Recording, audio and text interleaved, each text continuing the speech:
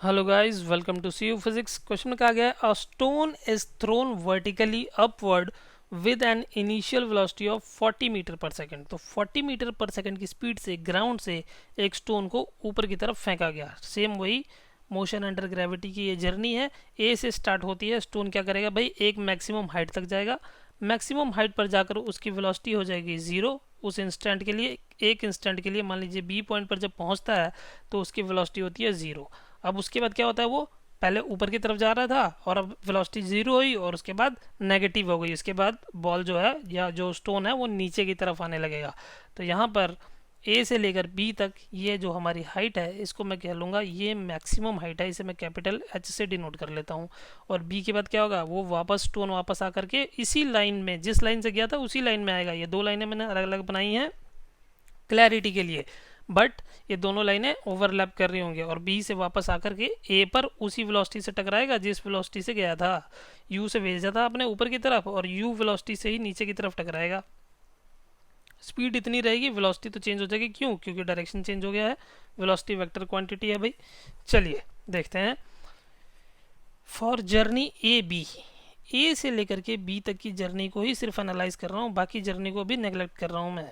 तो for journey A to B, A से लेकर के बी तक जाने में क्या क्या पैरामीटर्स हैं सिर्फ उनको एनालाइज करते हैं। इनिशियल वेलोसिटी कितनी है?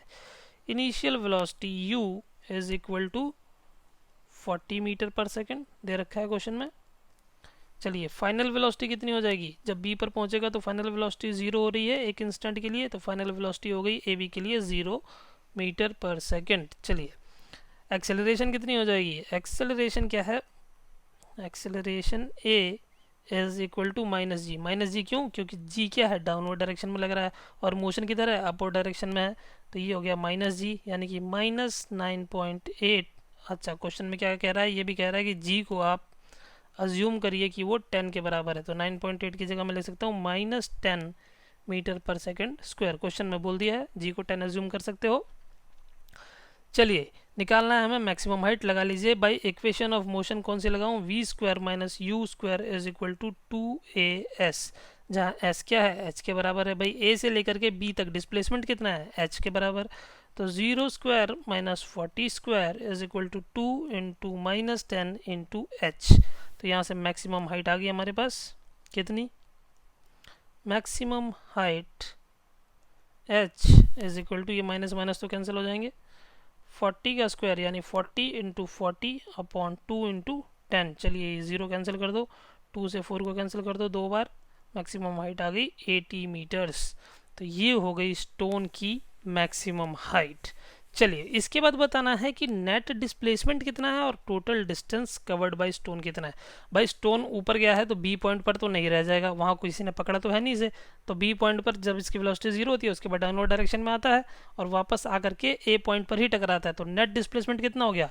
इनिशियल पॉइंट क्या था, ए। फाइनल पॉइंट क्या है, ए।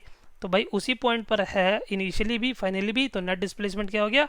ज़ीरो। नेट डिस्प्लेसमेंट होता क्या है? Displacement separation between initial and final points. तो नेट डिस्प्लेसमेंट हो गया ज़ीरो, क्योंकि इनिशियल पॉइंट भी ए है और फाइनल पॉइंट भी ए ही है, because initial and final points